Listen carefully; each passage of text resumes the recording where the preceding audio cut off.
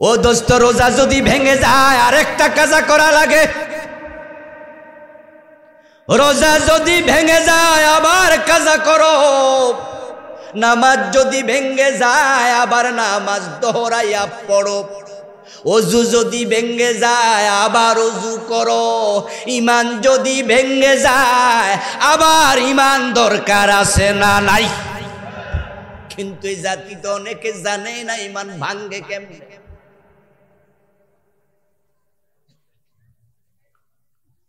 রাসূলুল্লাহ সাল্লাল্লাহু আলাইহি ওয়াসাল্লাম বলেন, তাকুনু বাইনাস সাআতি ফিতানুন কাকিতাইল লাইলিল মুসলিম।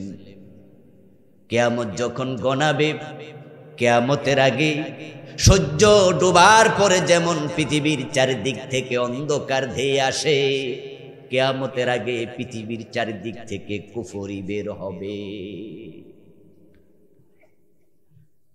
ইউসবিহু ফিহার রাজুলু মুমিনান ফায়ুমসি কাফিরা।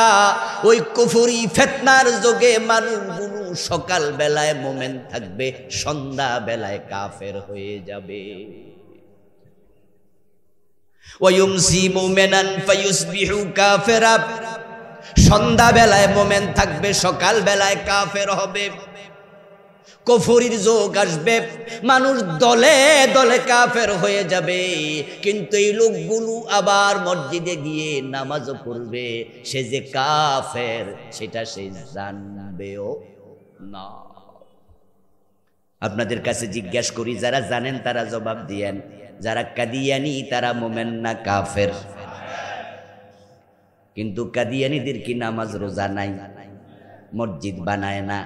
তো আপনারা কোন কাফের? হেরা নামাজ পড়ে 5 ওয়াক্ত, মানে দাঁড়ালো তারা যে কাফের এটা তারা মানতেও রাজি না।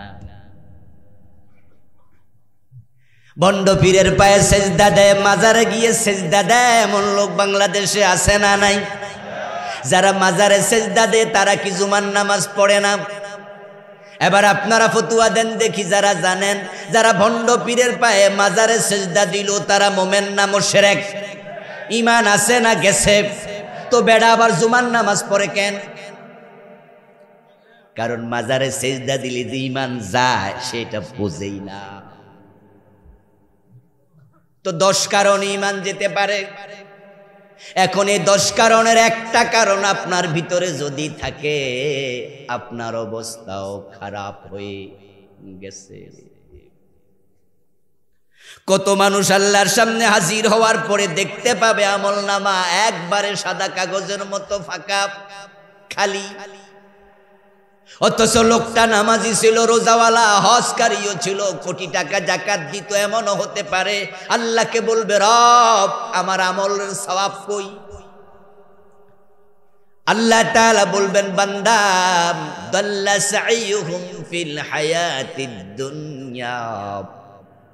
তোমার যে আমলগুলো ছিল সব দুনিয়ায় হারাইয়া গেছে।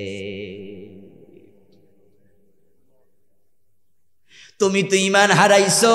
ঈমান যদি চলে যায় আমল হারায়া যায়। ঈমান হলো 1-এর মতো, আমল হলো ডান পাশে শূন্যের মতো। 1 যদি ডানে শূন্য, 1টা দিলে কত হবে? জোরে বলেন। 2টা দিলে, 3টা দিলে, এবার 1 মুছে দেন, শেষ। দাল্লা সাইয়ুহুম ফিল হায়াতিদ দুনিয়া ওয়া হুম ইয়াহসাবুন আন্নাহুম ইহসিনুনা সুনআ। ও প্রিয় নবীজি, আপনি বলুন, হাল নুনাব্বিউকুম বিল আখসারিনা আমালা। আমি কি তোমাদের কেমন লোকের খবর দেব নাকি, যে মানুষগুলো আমল করার পরও ক্ষতিতে পড়ে গেছে? আমল ছিল কিন্তু আজকে আমল নামায় এগুলো নেই। ও দোস্ত আমার, কুফরি করলে সব শেষ। প্রিয় নবীজি বলছে, ইয়াতি আলান নাসি জামানুন ইয়াজতামিউনা ফিল মাসাজিদ লাইসা ফীহিম মুমিন। এমন এক জামানা আসবে যেই জামানার মানুষগুলো মসজিদে জামাতের সাথে নামাজ পড়বে, কিন্তু এমন হবে ইমাম মুয়াজ্জিন মুসল্লি একটারও ঈমান নাই। এগুলো যে বেঈমান হয়ে গেছে এগুলো জানি না। রাসূলুল্লাহর হাতে কালেমা পড়েছে, রাসূলুল্লাহর সাথে হিজরত করে মক্কা থেকে মদিনায় এসেছে ইমানদার সাহাবী, মুহাজির সাহাবী, কি সম্মানের লোক, কিন্তু আবার বেঈমান হয়ে পালায়া গেছে এমন ঘটনাও। তার মাঝে একজনের নাম বিখ্যাত ইবনু খাতাল, হিজরতকারী মুহাজির সাহাবী ছিল, কিন্তু মক্কায় মদিনায় কিছুদিন থেকে তারপরে ওর আর ভালো লাগে না, ও পালায়া মক্কায় চলে গেছে। মক্কার বাজারে নিজের স্বরচিত কবিতা রাসূলুল্লাহর বিরুদ্ধে লিখে লিখে মানুষকে পড়ে শোনাতো। নাউজুবিল্লাহ। সুম্মাজদাদু কুফরা, সীমালঙ্ঘন। মক্কা যখন বিজয় হয়ে গেল, নবীজি সাল্লাল্লাহু আলাইহি ওয়াসাল্লাম সাধারণ ক্ষমা ঘোষণা করলেন। মক্কা বিজয়ের পর তিনি বললেন, লা তাসরিবা আলাইকুমুল ইয়াউম ওয়া আনতুমুত তুলাকা ইল্লা ফুলানান ওয়া ফুলানান ওয়া ফুলানা, তোমাদের সবাইকে ক্ষমা করে দিলাম, সবাই মাফ, কোনো প্রতিশোধ নেব না, তবে অমক অমক অমকের ক্ষমা নেই। হাইসু ওয়াজাদতুমুহুম ফাকতুলুহুম, ওদেরকে যেখানে পাও সেখানে হত্যা করো। আমাদের নেতাদেরকে আমরা বলি, অগাস্ট বিপ্লবে জুলাই এবং অগাস্টে প্রায় 2000 বাংলাদেশের সাধারণ নাগরিককে প্রাণ দিতে হয়েছে, তাদেরকে হত্যা করা হয়েছে। যারা এই হত্যার সাথে সংশ্লিষ্ট তাদেরকে ক্ষমা করা যাবে না। রাসূল সবাইকে ক্ষমা করে নাই, অমক অমক অমকের ক্ষমা নাই, যারা সীমালঙ্ঘন করে। ছাত্ররা চেয়েছিল কোঠা সংস্কার, গুলি করতে কেন হবে? কোটা সংস্কার। আপনারা বিবেকবান মানুষ যারা, আপনারা বলুন তো, আমাদের বাচ্চারা, আমাদের ছেলেরা সারা রাত জেগে লেখাপড়া করে, রিক্সাওয়ালা, ঠেলাওয়ালা, দিন মজুর, মা মুরগির ডিম বিক্রি করে জমায়া, গাছের পেঁপে বিক্রি করে টাকা জমায়া ছেলেকে ঢাকা বিশ্ববিদ্যালয়ে পড়ায়। সে পাশ করার পরে বিসিএসে টিকে না, কারণ কোঠা সব গিল্লা ফেলে। মেধার কোনো দাম নাই। কিসের কোঠা? মেধাকেই মূল্যায়ন করতে হবে। পার্বত্য চট্টগ্রামে জন্ম নিলে চাকরি দিতে হবে, এটা কিসের কথা? পার্বত্য এলাকার কিসের কথা? যদি কুমিল্লায় জন্ম নিলে, নরসিংদীতে জন্ম নিলে স্পেশাল কোনো সুযোগ না থাকে, চট্টগ্রামে পার্বত্য জায়গা জন্ম নিলে স্পেশাল কিসের সুযোগ? মেধা যার আছে সে এগিয়ে যাবে, ঠিক কিনা? এটাই তো ইনসাফ, এটাই তো ইনসাফ। মুক্তিযোদ্ধার সন্তান, তাকে কোঠা দিতে হবে কেন? কেন দিতে হবে? মুক্তিযোদ্ধাদের সন্তানরা কি মেধাহীন নাকি? ওরা মেধার এগিয়ে যাক। এরপরও শুনবেন, ছাত্ররা বলেছিল যে কোঠা রাখেন, একটু কমান। কিছু কিছু চাকরির ক্ষেত্রে কোঠা 90% ছিল। ওয়ান্ডারফুল। প্রাইমারি লেভেলে ছোটখাটো চাকরিতে 30% কোঠা মহিলা, মুক্তিযোদ্ধা এত পার্সেন্ট, বিকলাঙ্গ পঙ্গুর এত পার্সেন্ট, পার্বত্য এত পার্সেন্ট, এইসব করতে করতে করতে করতে 70, 80, 90% কোটা। তো মেধা কোথায়? বাকি 10 জন মেধা। এটা কি হলো? রিক্সাওয়ালার ছেলে, তার বাড়ি পার্বত্য চট্টগ্রামে না, কোঠা পেল না। তার বাবা মুক্তিযোদ্ধা না, কোঠা পেল না। সে মেয়ে সন্তান না, কোঠা পেল না। সে পঙ্গু না, কোঠা পেল না। এই সমস্ত দিয়া দিয়া যদি সব বাদ দাও, তো মেধার মূল্য কোথায়? তাই এবারের যে দাবিটা ছিল কোটা সংস্কার করো, এটা একটা নৈতিক 100% যৌক্তিক দাবি ছিল। এই জন্য বাংলাদেশে বলা চলে, শিক্ষিত সব মানুষই বলেছে যে হ্যাঁ, এই কোটাটা সংস্কার করা উচিত। কিন্তু না, আপনি গালি দিয়ে দিলেন মুক্তিযোদ্ধার সন্তানদেরকে দিতে হবে, রাজাকারের বাচ্চাকে দেব নাকি, নাতিপুতিকে দেব নাকি? তারপরেও পেছ লাগাইয়া দিলেন। বাচ্চারা যখন রাস্তায় নামলো যে আমাদেরকে কেন রাজাকারের সন্তান বলবেন, নাতি বলবেন, আমরা তো সবাই রাজাকারের সন্তান না, আমরা বৈধ দাবি করেছি, কেন গালি খাবো? উচিত ছিল আপনি সরি বলে তাদেরকে কাছে টেনে মাথায় হাত বুলাইয়া দেয়া, কিন্তু না না, আপনি গুলির অর্ডার না দিলে তাদের বুকে গুলি চালাতো না। রংপুরের ছেলেটা আবু সাইদ বুক চিতিয়ে দিল। আসলে ব্যাপারটা কি জানেন? ব্যাপারটা ছিল ছেলেটার ওভার কনফিডেন্ট ছিল, বিশ্বাসের পারদ অনেক বেশি উপরে ছিল। সে ভেবেছে যে আমি নিরস্ত্র একজন মানুষ, ইউনিভার্সিটির ছাত্র, আচ্ছা বিনা অপরাধে আমারে গুলিটা দিবে কেন? কথা বোঝেননি আপনারা? সে ভাবছে আমি তো অপরাধী না, আমার তো হাতে রাইফেল নাই, আমি তো কাউকে গুলি করি না, তা আমারে গুলি করবে, কোন দোষ আমার? সে ভাবেও নাই যে তার দেশের টাকায় কেনা গুলি তার বুকে চালানো হবে। রাসূলুল্লাহ মক্কা বিজয়ের পরে সবাইকে ক্ষমা করে নাই, সীমা লঙ্ঘনকারীকে আল্লাহ ক্ষমা করে না। এরপরও যে পুলিশরা গুলি করেছিল, সরকার যদি বলতো ঠিক আছে তাদের বিচার হবে, ওদেরকে ধরে আনো, তোমরা থামো, আমরা সরি, আন্দোলনে আগাতো না, থেমে যেতে পারে, কিন্তু না, আরো গুলি করো, আরো করো, আরো করো। তো যারা সীমা লঙ্ঘন করে ব্যালকনিতে দাঁড়িয়ে থাকা ছোট্ট বাচ্চাটার মাথার খুলি উলিয়ে দিল, মায়ের কোলের শিশুর বুক ঝাঁঝরা করে দিল, রাস্তায় নামিয়ে পানি খাওয়াতে এসেছে মুগ্ধ, তার বুকে গুলি চালালো, 2000 প্রাণ যারা শেষ করেছে তাদের ক্ষমা বাংলার জমিনে হতে পারে না। বিচার দরকার আছে না নাই? বিচার করা না হলে জালেমরা আবারও সীমা লঙ্ঘন করবে। বিচারের পক্ষে আপনারা আছেন না নাই?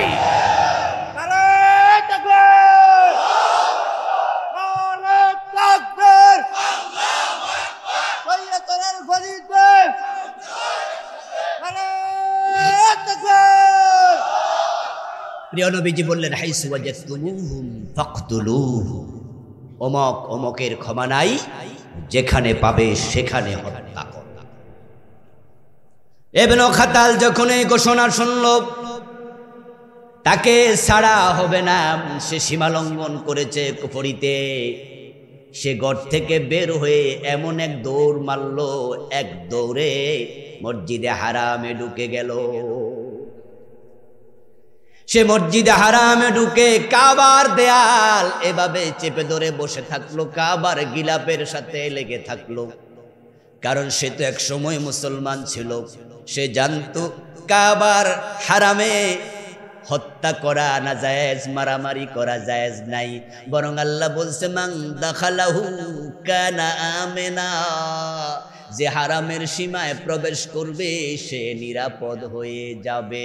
সে মনে মনে ভাবলো আমি যদি কাবার গিলাপের সাথে দাঁড়াইয়া থাকি, বসে থাকি, আমাকে মারতে পারবে না, কারণ কোরআনে আল্লাহ মানা করছে। সাহাবারা ইবনু খাতালকে কাবার গিলাপের সাথে পেলেন, পেয়ে রাসূলের কাছে রিপোর্ট করলেন, ইয়া রাসূলুল্লাহ, ইবনু খাতালকে যেখানে পাও সেখানে হত্যা করো আপনি বললেন, তো বেটা তো কাবার গিলাপের সাথে বসে রয়েছে, এখন কোরআনে তো আছে এখানে থাকলে নিরাপদ, কি করি? প্রিয় নবীজি বলেন, যাও, আজকের একদিনের জন্য আল্লাহ হারামের চত্বরকে আমার জন্য উন্মুক্ত করে দিয়েছে, আজকে আল্লাহর ঘর কোনো জালেমকে নিরাপত্তা দেবে না, সেখানেই হত্যা করো।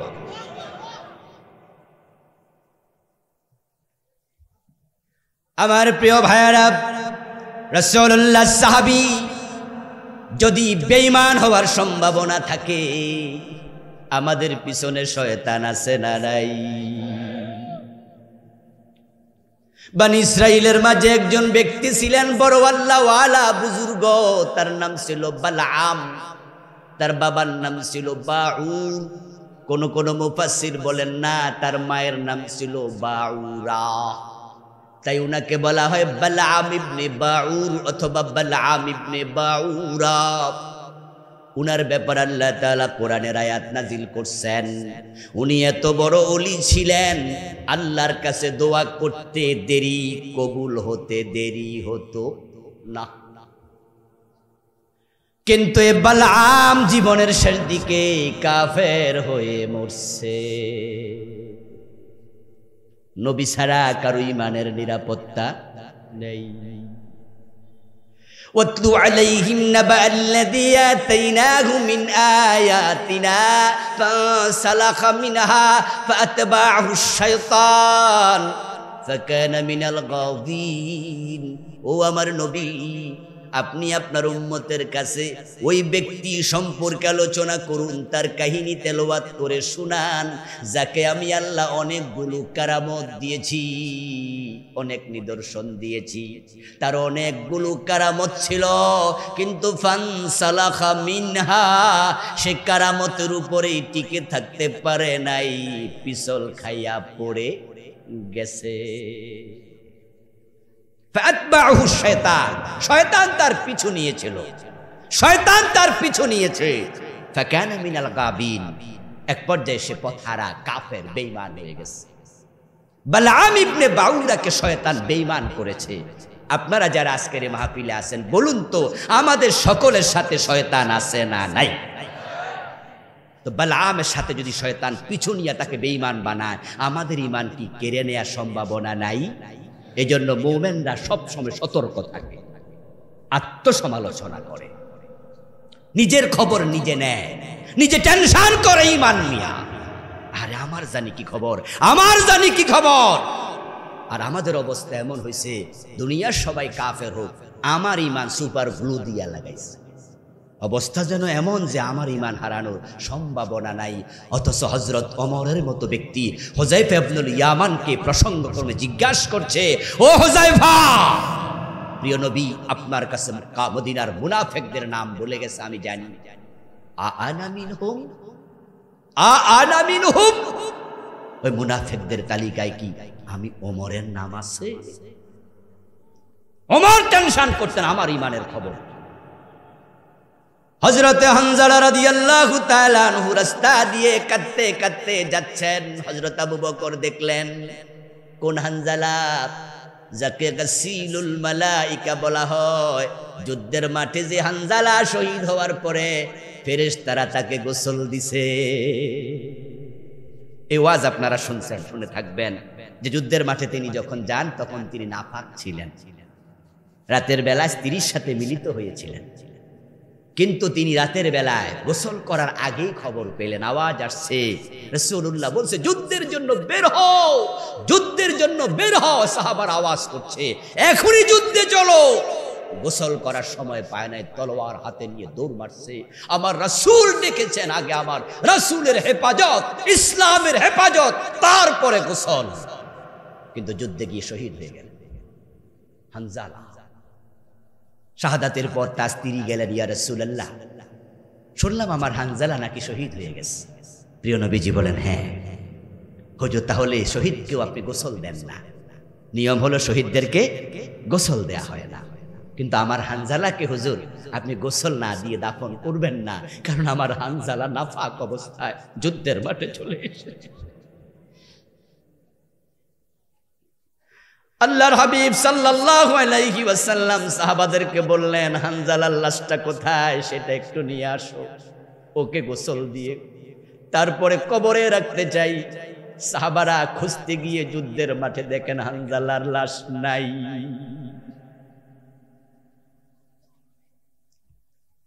ইয়া রাসূলুল্লাহ, হানজালার লাশ তো পাচ্ছি না। কিছুক্ষণ পরে দেখা গেল হানজালার লাশ ময়দানে। সাহাবারা বলল, হুজুর লাশ পাইছি, তবে লাশের কাছে গিয়ে দেখি চুল থেকে টপ টপ করে পানি পড়তেছে। আল্লাহ রাসূলুল্লাহকে ওহী নাজিল করে জিবরিল পাঠায়া খবর দিছে, রাসূল ওর গোসলের জন্য আপনার সাহাবাদের কষ্ট লাগবে না, আল্লাহ আমাদের দায়িত্ব দিছে, আমরা ফেরেশতারা গোসল করাইয়া দিছি। ওই গাসিলুল মালায়েকা হানজালা রাস্তায় হাঁটছে আর কাঁদছে। আবু বকর সিদ্দিক রাদিয়াল্লাহু তাআলা আনহু বসে আছেন। হানজালাকে দেখে সালাম দিলেন, কিন্তু হানজালা আবু বকরের সালামের দিকে খেয়াল করেন নাই। কাঁদতে কাঁদতে দাড়ি বেয়ে বেয়ে পানি পড়তেছে আর হাঁটতেছে। আবু বকর সিদ্দিক রাদিয়াল্লাহু তাআলা আনহু উঠলেন, উঠে বলছে, হানজালা ভাই, তোমারে সালাম দিলাম, খবর পাইলা না, টের পাইলা না, জবাব দিলা না, তুমি কেন কাঁদো, সমস্যা কি বলো? হযরত হানজালা রাদিয়াল্লাহু তাআলা আনহু বলে, আবু বকর, আমি তো মুনাফিক হয়ে গেছি, আমার তো ঈমান শেষ, আমি তো মুনাফিক হয়ে গেছি, এজন্য কাঁদতেছি। তো যাচ্ছ কোথায়? রাসূলের কাছে যাইতেছি, আমি যে মুনাফিক হয়ে গেছি, এখন ঈমানটা কেমনে তাজা করা লাগে, আবার আনা লাগে, আমি রাসূল থেকে শিখতে যাচ্ছি। আবু বকর জিজ্ঞাসা করলেন, হানজালা, তুমি মুনাফিক হলে কেমনে, বুঝলাম না। হযরত হানজালা রাদিয়াল্লাহু তাআলা জবাব দেয়, আবু বকর, রাসূলুল্লাহর কাছে কিছুক্ষণ আগে বসা ছিলাম আমি, ঈমান ছিল বড় তাজা, মনে হইল যেন ইসলাম আল্লাহ রাসূল ছাড়া কিছু বুঝি না। কিন্তু কিছুক্ষণ পরে বাড়ি আসলাম, আসার পরে দেখি আমার অন্তরে বউয়ের ভালোবাসা, সন্তানের ভালোবাসা, সন্তান সম্পদ সবকিছু মুখী আমি হয়ে গেলাম, তাদের ভালোবাসা অন্তরে ঢুকে গেছে, ঈমানের জোশটা আমার কমে গেছে। এজন্য আমি ভাবছি আমার অন্তরে নেফাক ঢুকেছে, তাই রাসূলের কাছে যাইতেছি, এমন ঈমান নিয়ে মরলে উপায় কি? আবু বকর শুনে বলে, হানজালা, তাহলে সাথে করে আমারও নেও, আবু বকরও তো মুনাফিক হয়ে গেছে। তোমার যে দশা আমারও তো একই দশা। দুইজন মিলে প্রিয় নবীজির কাছে গেলেন। আল্লাহর হাবিব বলল, কি খবর, তোমরা এই সময় কেন আসছো? হুজুর, অবস্থা এই, আমরা তো মুনাফিক হয়ে গেছি। রাসূলুল্লাহ শুনলেন যে কেমনে মুনাফিক হয়েছে, একটু বলো। দুইজন শুনালেন যে হানজালা ভাই এটা বলছে। আবু বকর আর বলা লাগে নাই, হানজালার মুখ থেকে শুনেই প্রিয় নবী বলছে, হানজালা, এটা মুনাফিকি না, তুমি টেনশন করো না, আমার কাছে যখন থাকো তোমাদের ঈমানের যে তেজ থাকে আমার কাছ থেকে চলে যাওয়ার পর একটু কমবে, এটা স্বাভাবিক, তেজ কিছু কমবে। যদি আমার কাছে থাকার ঈমানের হালত একই রকম তোমাদের সব সময় থাকতো, ফেরেশতারা রাস্তায় তোমাদের সাথে মুসাফা করত। এটা নেফাক না, টেনশন করো না। সাহাবারা কবর দেখলে কাঁদতো, ওসমান কাঁদতে কাঁদতে দাড়ি ভিজাইতো, আমি জানি না আমার সাথে কবর কি আচরণ করে। বালআম কাফের হয়ে গেল, ইবনু খাতাল কাফের হয়ে গেল কুফরি করার কারণে। সে কুফরির ব্যাপারে আমাদের সাবধান হওয়া দরকার আছে না নাই? আমি কুফরি 10টি কারণ বলবো, আপনারা নিজেরা এর মাঝে নিজেকে খুঁজবেন। আল কাইয়িসু মান দানা নাফসাহু ওয়া আমিলা লিমা বাদাল মাউত। নবীজি মুহাম্মদ সাল্লাল্লাহু আলাইহি সাল্লাম বলেছেন যে দুনিয়ার সবচেয়ে চালাক হলো সেই মানুষ যে মানুষটা আত্মসমালোচনা করতে জানে। আত্মমানি নিজ, সমালোচনা মানি নিজের বিষয় আলোচনা করা, দোষ ত্রুটি যাচাই করা। এখন আমরা কি নিজের দোষ খুঁজি না মানুষের দোষ? হ্যাঁ, আমরা উল্টে গেছি, আমরা উল্টা চলছি, নিজের দোষ খুঁজি না। 10 কারণে ঈমান চলে যেতে পারে। 1 নাম্বার কুফর, 2 নাম্বার শিরক, 3 নাম্বার নিফাক। কুফর এই বইতে লিখেছি চলমান বাংলাদেশে 56টা। 10 কারণের 1 কারণ কুফর, এই বইতে 56টা লিখেছি। 1 মিনিট করে বললেও তো 56 মিনিট লাগবে, তো বাকি 9টা বলবো কখন? আপনি অসতর্ক থাকবেন, উপায় নাই। যে কাফের, যে বেঈমান, জান্নাত হারাম, যে কুফরি করবে সে কাফের হবে। যেমন কাদিয়ানি কুফরি করেছে, কাদিয়ানি কাফের হয়ে গেছে। নামাজ, রোজা, হজ, যাকাত সব আছে, ঈমানটা নাই। তাদের কুফরির কারণ শুধু একটা, নবী মুহাম্মদকে শেষ নবী মানে না। কাফের হওয়ার জন্য পূর্ণ কোরআন স্বীকার করার দরকার নাই। যে কোরআন মোটেও মানে না সে কাফের। যে কোরআন 29 পারা মানে 1 পারা মানে না সেও কাফের। যে 114 সূরার 13 সূরা 113 সূরা মানে এক সূরা মানে না, সেও কাফের। যে বলবে আমি সব মানি, এক অক্ষর মানি না, সেও কি কাফের। কাদিয়ানি পুরা কোরআন মানে খাতামান নবীন, নবী মুহাম্মদ শেষ নবী, এটা মানে না। 1835 সনে গোলাম আহমদ কাদিয়ান জন্ম নিল, যৌবনে পৌঁছল। হঠাৎ করে কোনো একদিন দাবি করে বসলো সে নাকি আল্লাহর নবী। গোলাম আহমদ কাদিয়ান, আহমদ শব্দটা নবী মুহাম্মদের অপর নাম। এই তার নাম দিয়া প্রমাণ হয় তার বাবা বড় শখ কইরা তার নাম রাখছে গোলাম আহমদ, রাসূলের নামে। রাসূলের গোলাম তাকে বলেছে তার বাবা। যদিও আমরা আল্লাহর গোলাম হতে চাই, রাসূলুল্লাহর গোলাম, এই শব্দের মাঝে আমরা কিছুটা শিরকের গন্ধ খুঁজে পাই। তাই আমরা বলি আমরা আব্দুল্লাহ হই, আব্দুল নবী হই না। আমরা কি নবীর গোলাম না আল্লাহর গোলাম? কথা বলে না কেন ভাইয়েরা? আমরা কার গোলাম? রাসূলও বলছে কুনু ইবাদাল্লাহি ইখওয়ানা, ও উম্মতেরা তোমরা আল্লাহর গোলাম হও, ভাই ভাই হও, আল্লাহর গোলাম হও। নবী মুহাম্মদ সাল্লাল্লাহু আলাইহি ওয়াসাল্লাম নিজে পরিচয় দিতেন নিজেকে, ইন্নী আব্দুল্লাহ, আমি কার গোলাম? আমরাও বলি আশহাদু আন্না মুহাম্মাদান আবদুহু ওয়া রাসূলুহু, তিনি আল্লাহর দাস, আল্লাহর গোলাম। আমার প্রিয় ভাই গোলাম আহমদ কাদিয়ান, সে যখন দাবি করলো সে নবী, একদল অবুঝ মানুষ তাকে নবী মানল। সে জন্ম নিল 1835 সনে, আজ থেকে 250 বছর আগে। অথচ আজ থেকে 1450 বছর আগে আল্লাহ নবী মুহাম্মদকে বলে খাতামান নবিয়্যিন, আপনি শেষ নবী, আপনার পরে আর কোনো নবী নাই। এবার বলুন তো কাদিয়ানীরা মোমেন থাকলো না কাফের হয়ে গেল? তারা আল্লাহর কয়টা বিধান মানে নাই? মাত্র একটা। ঈমান অনেকটাই অঙ্কের মতো, 10 লাইন লম্বা অঙ্ক, 9 লাইন ঠিক লিখছেন, 1 লাইন ভুল হইছে, 10-এ কত পাবেন? 0। যদি কেউ 9 লাইনে 9 ভুল করে সেও 0, 10 লাইনে 10 ভুল করে সেও 0, 10 লাইনে 5 লাইন 5 ভুল করছে, বাকি 5 লাইন ঠিক আছে, সেও 0। অঙ্কের মাঝে ভুল মেনে নেয়া হবে না ঈমানের ব্যাপারে। তাই কোরআনের বিসমিল্লাহর বা থেকে মিনাল জিন্নাতি ওয়ান নাসের সিন পর্যন্ত সবটা মানতেই হবে। আল্লাহর একটা কথা মানবেন না, আপনি কাফের। আপনাদের কাছে আরেকটি প্রশ্ন করব, একটু জবাব দিয়েন তো, ইবলিস শয়তান মুমিন না কাফের? হ্যাঁ, আবা ওয়াস্তাকবারা ওয়া কানা মিনাল কাফিরিন, আল্লাহ নিজে বললেন সে কাফের। এবার আরেকটি প্রশ্নের জবাব দেন, কথায় কথা বাড়বে, একটু আপনারাও বলেন আমিও বলি। ইবলিস যে কাফের হলো, সে আল্লাহর কয়টা আইন মানে নাই? সবাই বলেন কয়টা? একটা, আদমকে সিজদা করে সে করলো। আমার বন্ধু ইবলিস আদম রে সিজদা করলো না, ইবলিস কাফের হয়ে গেল। কাদিয়ানী প্রিয় নবীকে শেষ নবী মানলো না, তারা কাফের হয়ে গেল। এবার আত্মসমালোচনা করুন তো, এবার নিজের কাছে আসেন। চোর ধরে হাত কাটো এমন আইন কোরআনে আছে না নাই? 53 বছরে কয়দিন কাটছেন? জেনা করলে 100 বেত লাগাতে হবে, সূরা নূরের মাঝে আছে না নাই? এ 53 বছরে কয়জন অবিবাহিত জেনাকারীকে 100 বেত লাগাইছেন?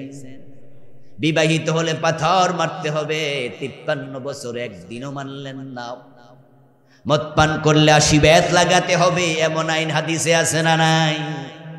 ওমর তো নিজের ছেলেকেও রেহাই দেন নাই। জেনা করলে পাথর মারেন না, চুরি করলে হাত কাটেন না, অথচ রাসূল বলেছেন আমার মেয়ে ফাতেমা চুরি করলে আমি ফাতেমার হাতও কাটবই, সার নাই। শয়তান মানে নাই কয় আইন? আমরা মানি না কয়টা? তো হেরে কাফের কোন লজ্জা লাগে না? সারাদিন যদি শাশুড়ি বউয়ের বিরুদ্ধে আল্লাহর কাছে বদদোয়া দেয়, আল্লাহ তাআলা বদদোয়া কবুল করে না। আল্লাহ বউয়ের দিকেও তাকায়া দেখে বউ অপরাধী কিনা। শাশুড়ি মুরব্বী, তাই বলে বদদোয়া দিলেই বুঝি কবুল করে লাইব আল্লাহ? আল্লাহ দেখে বউয়ের দোষ আসেনি। আল্লাহ যদি দেখে বউয়ের দোষ নাই, শাশুড়ির বদদোয়াও আল্লাহ কবুল করবে না। কারণ আল্লাহ হলেন ন্যায় বিচারক। তিনি শাশুড়ির জন্য আছেন, তিনি বউয়ের জন্য আছে। আপনি কাদিয়ানিকে কাফের বললেন, একটা মানে না। শয়তানকে কাফের বললেন, একটা মানে না। আর আপনি ডজন ডজন না মাইনা আপনি মোমেন।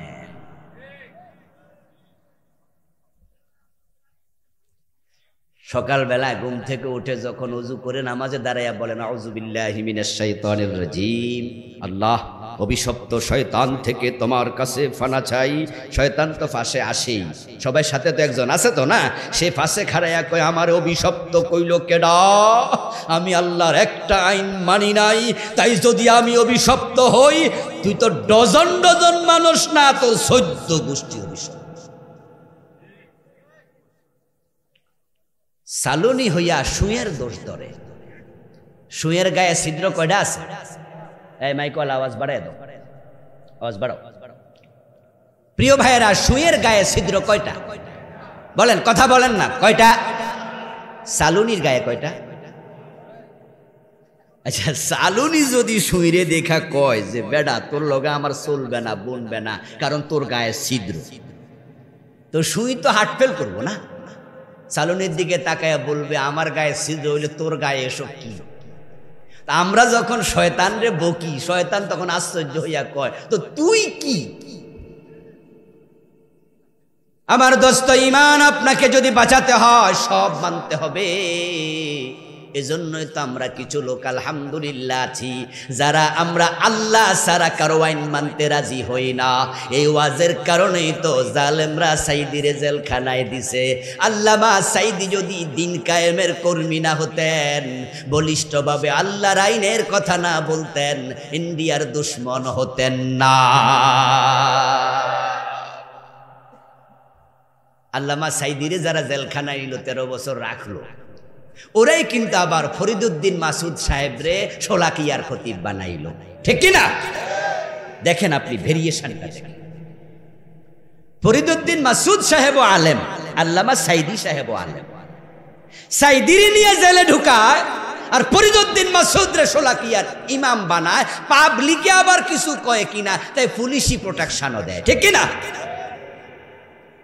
ঈদগাহের মাঝে পুলিশের অভাব নাই, সরকারি ইমাম, সরকারি ইমাম। আল্লামা সাইদিকে জেলখানায় দেয়।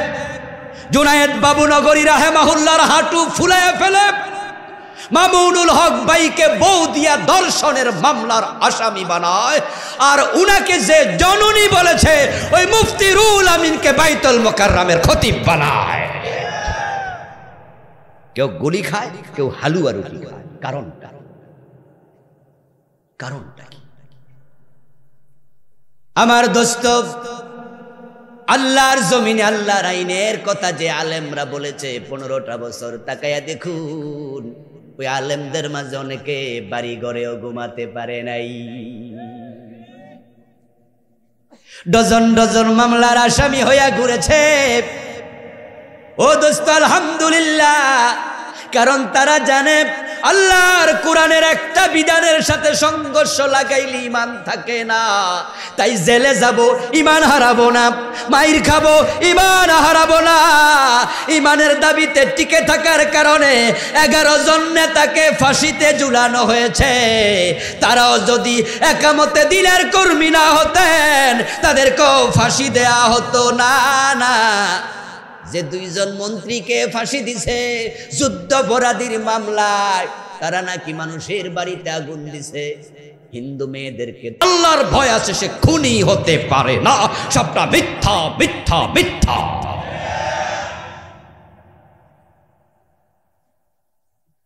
অপরাধ শুধু তারাই কোরআনের কথা বলেছে যে বাংলার জমিনে কোরআনের আইন লাগবে।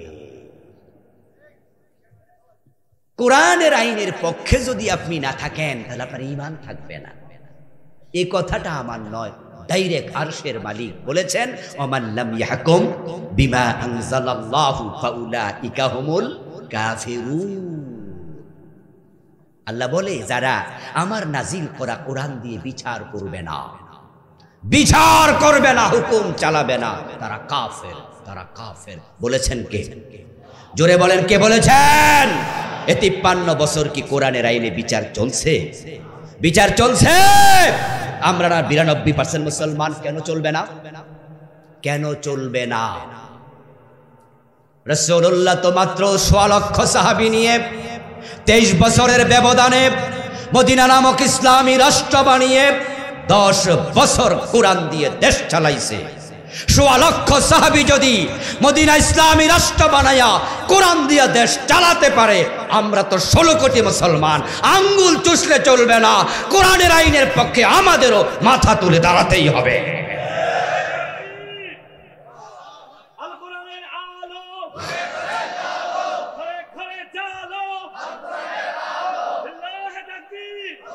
আমার প্রিয় ভাই, এটা ঈমানের প্রশ্ন। আমি আজকে এখানে ওয়াজ করব, আর আপনারা আমার সাথে চিল্লায়া বলবেন ঠিক, কালকে কোরআনের আইন কায়েম হয়ে যাবে। এত সোজা? এত সোজা নয়। গত 15 বছরে আমরা কথাগুলো বলেছি, আপনাদের শিবপুরে আসতে পারি নাই তো কি হয়েছে? হক কথা বলা তো ছাড়িনি। পুলিশ 3 বার অ্যারেস্ট করেছে গত 15 বছরে, সামান্য ভয় পাইনি। হক কথা বলা, কোরআনের আইনের কথা বলা, এই জন্যই ছাড়িনি। এই কথার বিপক্ষে গেলে ঈমান চলে যায়। চুপ থাকলে বোবা শয়তান হওয়া লাগে, তাই বোবা শয়তান হতে চাই না, ঈমানও হারাতে চাই না। বলে যাব কোরআনের কথা, তোমরা ফাঁসির রশি দেখাবে, ভয় পাবো না, হাসতে হাসতে ফাঁসির রশি পর্যন্ত চলে যাব।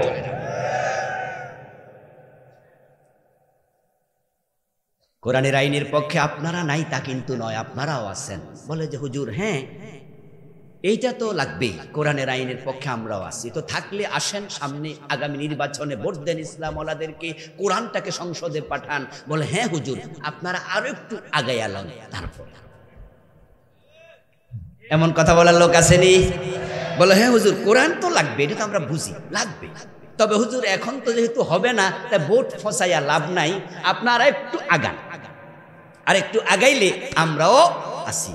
আমার প্রশ্ন দোস্ত, আমরা ঠিকই আগালাম, আপনার কারণে আমরা থেমে থাকবো না, আমরা পিছিয়েও যাব না, আমরা সামনে এগিয়ে যাব। ইন্ডিয়া আমেরিকা মিলে, তাম পাশ্চাত্য বিশ্ব মিলে আমাদেরকে থামাতে পারবে না। আমরা আগাবো ইনশাআল্লাহ। কিন্তু প্রশ্ন হলো, আমরা আগানোর আগে আজরাইল যদি আপনার সামনে এসে বলে চলো, তাহলে আপনার অবস্থা কি হবে? আপনি তো আমাদের সাথে আসতে পারলেন না, আপনার ঈমান বাঁচবে কি করে? আমার দোস্ত, কবরি থেকে বাঁচবেন, প্রথম গেল। দ্বিতীয়টা হলো শিরিক।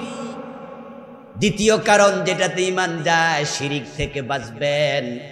এখন আমাদের দেশে তো শিরিক রাষ্ট্রীয়ভাবে প্রচার হয়।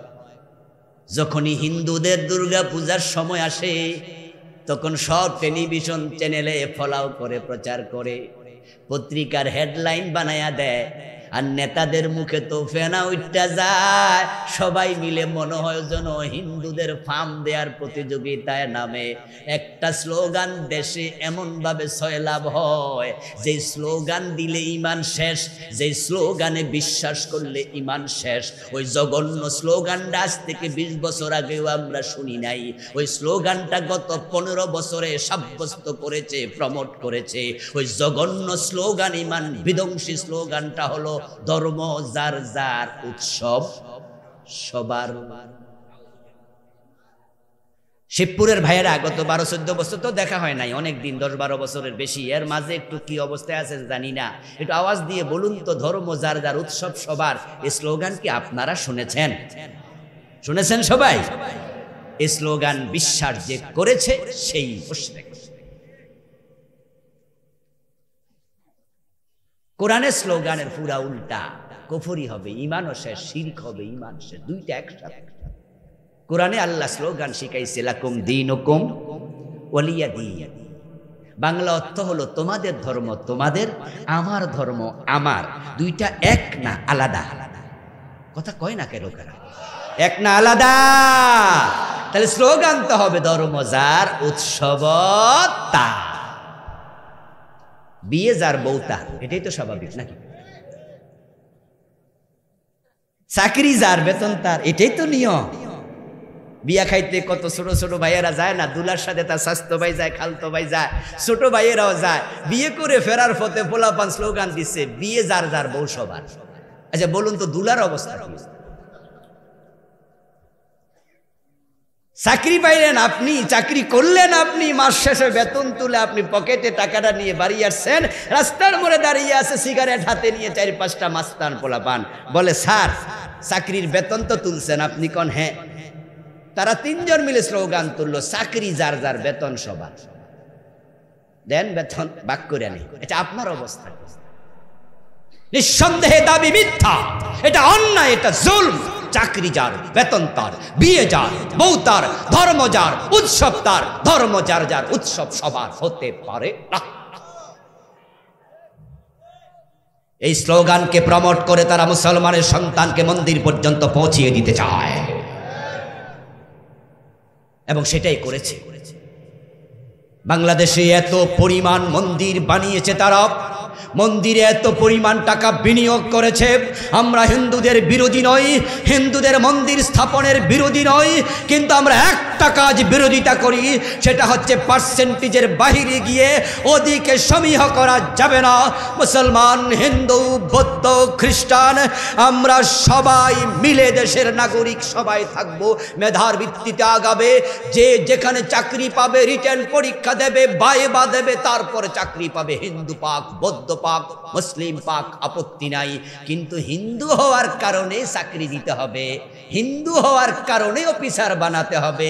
এ মুসলিম দেশকে হিন্দুর দেশ বানাতে আমরা দেব না। অবাক হবেন শুনে যে মাদ্রাসা শিক্ষা বোর্ডের অফিসারও হিন্দু নিয়মিত। বাংলাদেশে যে 500-র উপরে থানা আছে, হিসাব নিয়ে দেখুন যে 150 থেকে 200 থানার ওসি ছিল হিন্দু। এই দেশে 11টি-12টি শিক্ষা বোর্ড আছে, হিসাব করে দেখুন শিক্ষার মূল জায়গায় সবগুলো অফিসার ছিল হিন্দু। পুলিশের অফিসার হিন্দু, শিক্ষা মন্ত্রণালয়ের অফিসার হিন্দু, সব জায়গায় হিন্দুদের রমরমা অবস্থা। তারা করে এই দেশটাকে হিন্দুত্ববাদের দিকে ঠেলে দিয়েছিল। আরো অবাক হবেন 2024-এর পাঠ্যপুস্তক দেখুন। আপনাদের শিবপুরে মাদ্রাসা আছে, আজকে বাড়ি যাবেন ক্লাস 6-7-এ আপনাদের বাচ্চারা যারা মাদ্রাসায় পড়ে, দেখবেন উপরে লেখা বাংলাদেশ মাদ্রাসা শিক্ষা বোর্ড। পাঠ্যপুস্তকের উপরে দেখবেন দোতারার ছবি, সেতারার ছবি, হারমোনিয়ামের ছবি, মাদ্রাসার পাঠ্যপুস্তকের উপরে হাফ প্যান্ট পরা মেয়ের ছবি।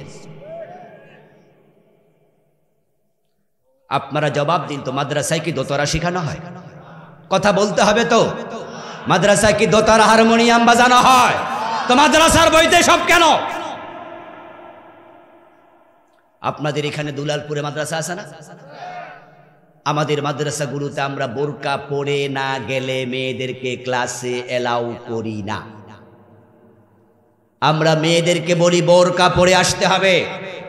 মাদ্রাসায় পর্দার পরিবেশ থাকবে, এটাই স্বাভাবিক। যারা মাদ্রাসায় মেয়ে পড়ায় তারাও চায় আমার মেয়েটা পর্দা শিখুক, তাই তো মাদ্রাসায় দিয়েছে। তাহলে পর্দা যেখানে প্রমোট করা হয়, শেখানো হয়, ওই মাদ্রাসার বইতে স্কার্ট পরা, হাফ প্যান্ট পরা মেয়ের ছবি প্রথমে কেন ঢুকাতে হবে? আরো আশ্চর্য হবেন, মাদ্রাসার বইতে মন্দিরের ছবি ঢুকানো হয়েছে। 2024-এর পাঠ্যপুস্তক। মাদ্রাসার বইতে মন্দির কেন? হ্যাঁ, তারা বড় চালাক। আল্লাহ একসানে এমনে এমনে যায় নাই, যে আসার মারছে এমনে মারে নাই, বেজ্জতি করছে এমনে করে নাই। তারা আল্লাহর দিন নিয়ে বাড়াবাড়ি শুরু করে দিয়েছিল। রাস্তার মোড়ে মোড়ে মূর্তি বানানো শুরু করে দিয়েছিল। শাহজালালের বাংলায় মূর্তির বাংলায় পরিণত করতে চেয়েছিল। শাহজালাল রহমতুল্লাহ আলাইহি গোরগোবিন্দের সাথে যুদ্ধ করে ইসলাম প্রচার করেছে, আর রাস্তার মোড়ে মোড়ে মূর্তি বসানো শুরু করলা। আলেমরা বলেছে মূর্তি বানাবা না, তারা বলছে না, এটা ভাস্কর। আমাদেরকে বাংলা শিখা, আমরা বাংলা না জেনেই পিএইচডি করেছি না। কেউ বলে চোখ, কেউ বলে আখি, কেউ বলে লাউ, কেউ বলে কদু, কেউ বলে বউ, কেউ বলে বধূ, কেউ বলে আনন্দ, কেউ বলে ফুর্তি। জিনিস তো একটা, যেটা ভাস্কর্য সেটাই তো মূর্তি। কিসের পার্থক্য শিখাও? আমরা দেখেছি বারাবারের রেজাল্ট যে ভালো হয় না, যে মূর্তিগুলো কোটি কোটি টাকা খরচ করে বানিয়েছে, এক একটা 3 মণ ওজন, 5 মণ ওজন, 20 মণ, 50 মণ ওজন, গলায় রশি লাগিয়ে মানুষ মাটিতে ফেলেছে, মূর্তির মাথায় উঠে প্রস্রাব করে বুঝাইছে শাহজালালের বাংলায় মূর্তির ঠাঁই নাই।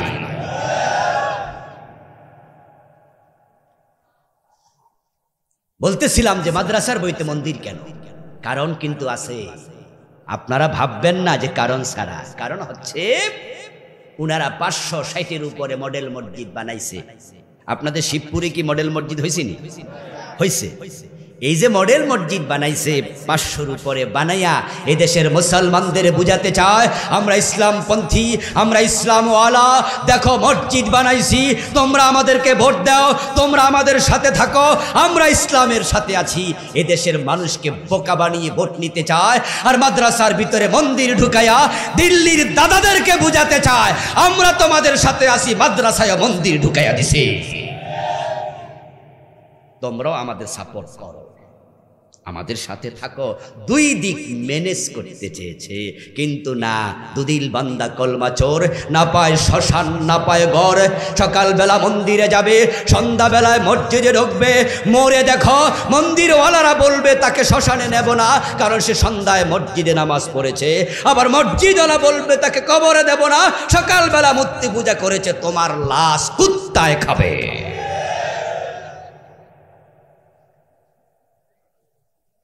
শিরক প্রমোট করা হচ্ছে রাষ্ট্রীয়। এমন কিছু আলেম ওলামাও আছে যারা মাহফিলে এসে শিরকের প্রচার করে। আমি এমন হুজুর দেখেছি, গানে শুনলাম, ভিডিওতে বলতেছে আল্লাহর ধন রাসূলকে দিয়ে আল্লাহ গেছে গায়েব। রাসূলের ধন খাজা নিয়ে শুয়ে আছে আজমিরে, কেউ ফিরে না খালি হাতে খাজা বাবার দরবারে। পাবলিক রে কয় খাজা বাবার কাছে যান, যা চান তা পাবেন। ইন্না লিল্লাহি ওয়া ইন্না ইলাইহি রাজিউন। দেয়ার মালিক কি খাজা, না দেয়ার মালিক আল্লাহ? বাংলাদেশে শিরক নিয়ে আমি বই লিখেছি আলাদা, আজকে বইটি নেই। 29টা শিরক লিখেছি আমি। শিরকগুলো শিখবেন, ঈমান চলে যাবে নেফাকে ইতিকাদি থাকলে। তাই অন্তরে নেফাক জায়গা দেয়া যাবে না। এই বইটিতে আমি 28টি নেফাক লিখেছি। অন্য অন্য লেখকের বই পড়ে জানবেন। 4 নাম্বার, আল্লাহ এবং বান্দার মাধ্যমে, আল্লাহ এবং বান্দার মাঝখানে কোনো মাধ্যম বানাইলে ঈমান চলে যাবে। তাই আল্লাহর কাছে চাইতে কোনো মাধ্যমের প্রয়োজন নাই। আল্লাহর কাছে ডাইরেক্ট যায় না, হুজুরের কাছে যায়। মনে করে যে হুজুরই সব, হুজুর চাইলে বেহেশত দিতে পারবে, এমন চিন্তা করে। এমন মুরিদ ওই দেশে আছে। দোতরা কাঁধে নিয়ে গান গায়, আছেন আমার মুক্তার, আছেন আমার ব্যারিস্টার, শেষ বিচারের হাইকোর্টেতে তিনি আমায় করবেন পার। সব দায়িত্ব হুজুর। বাবারে কাঁঠাল খাওয়ায় না, মারে খাওয়ায় না, বড় কাঁঠাল লইয়া পীরের বাড়িতে দৌড়ায়। বাবা মায়ের খেদমত করে না, ওই পীরের জন্য গরু পর্যন্ত জবাই করে। এমন কিছু মুরিদ আছে না নাই? পীর সাহেবকে মাধ্যম বানাইছে। উনারা জড়ো, উনি আল্লাহরে ডাইরেক্ট নিজে চায় না। মাধ্যম বানাবেন না। ফাজকুরুনি আযকুরকুম। আল্লাহ বলে আমাকে স্মরণ করো, আমি তোমাদেরকে স্মরণ করব। ইযা সাআলাকা ইবাদি আন্নী ফাইন্নী করিব। আমি কাছে আছি। নাহনু আকরাবু ইলাইহি মিন হাবলিল ওয়ারিদ। আমি তোমার শাহরকের চেয়ে আরো কাছে। ডিরেক্ট আমাকে বলো। মক্কার লোকেরা মূর্তি পূজা করত কেন? তারা বলতো মা না'বুদুহুম ইল্লা লিয়ুকাররিবুনা ইলাল্লাহি যুলফা। এগুলো স্রষ্টা নয়, এই মূর্তিগুলো আল্লাহ নয়। তবে আমরা চাই যে এগুলোর মাধ্যমে আল্লাহ পর্যন্ত পৌঁছতে, তারা আমাদেরকে আল্লাহর কাছে নেবে, তাই মূর্তি পূজা করি। ঈমান আছে না গেছে? 5 নাম্বার হলো কাফের এবং মুশরিক, জাহান্নামী। যদি আপনার কাছে সন্দেহ লাগে, হ্যাঁ আছে, এমন কথা কয় যে হ্যাঁ হুজুর, বাংলাদেশে অনেক কলেজ বানাইছে, হিন্দু লোক আছে যারা ইউনিভার্সিটি পর্যন্ত বানাইছে, যেমন বজ্রমোহনলাল কলেজ, বিএম কলেজ আছে না? আপনাদের কিশোরগঞ্জে একটা আছে, কি কলেজ? গুরুদয়াল। ওই গুরুদয়াল মিয়া কলেজ বানাইছে। এই কলেজে কত মানুষ পড়ে, মানুষ হয়েছে, শিক্ষিত হয়েছে। হুজুর, ওরা কি আখেরাতে কিছু পাবে না? আমরা বলি না। কইটা একটা কথা কইলেন, এটা একটা কথা কইলেন, এত কাজ করলো জাতির জন্য, আখেরাতে পাবে না? আমরা বলি দোস্ত, ঈমান যদি না থাকে আখেরাতে কিচ্ছু নাই। তবে হ্যাঁ, তাদের প্রতিদান আল্লাহ ভালো কাজের দুনিয়াতে দিয়ে দেবেন। أذهبتم طيباتكم في حياتكم الدنيا فاستمتعتم بها। আল্লাহ কোরআন মাজিদে বলছেন, তোমরা যারা কাফের, তোমাদের দুনিয়ায় যত ভালো কাজ ছিল, ভালো কাজের প্রতিদান তুমি দুনিয়াতে ভোগ করো। কিন্তু কেউ যদি মনে করে যে না, হিন্দু বৌদ্ধরাও জান্নাতে যাবে, ঈমান শেষ। 6 নম্বর, রাসূল ছাড়া অন্যকে আদর্শ মনে করলে ঈমান শেষ। মুসলমানের একমাত্র আদর্শ মুহাম্মাদুর রাসূলুল্লাহ সাল্লাল্লাহু আলাইহি ওয়াসাল্লাম। অথচ আমাদের ইয়াং পোলাপান পোস্টার বানায়া লেখে, আমি অমুকের আদর্শের সৈনিক। আছে না, আছে না? রাসূল ছাড়া কাউকে আদর্শ মনে করা যাবে না। আদর্শ শুধু একজন, তিনি মুহাম্মাদুর রাসূলুল্লাহ। লাকাদ কানা লাকুম ফি রাসূলিল্লাহি উসওয়াতুন হাসানাহ কুল ইন কুনতুম তুহিব্বুনাল্লাহা ফাত্তাবিউনি। অন্যকে আদর্শ বানায়ও না, ঈমান থাকবে না। 7 নাম্বার, ইসলামের কোন বিধানকে অপছন্দ করলে ঈমান থাকবে না। ভাই, শুনলাম আপনার মেয়ের নাকি বিবাহ ঠিক হয়েছে। বলে হ্যাঁ ভাই, ঠিক তো হয়েছিল, সব ঠিক আছে, কিন্তু আমরা একটু পিছাই গেছি। কেন পিছাইলেন?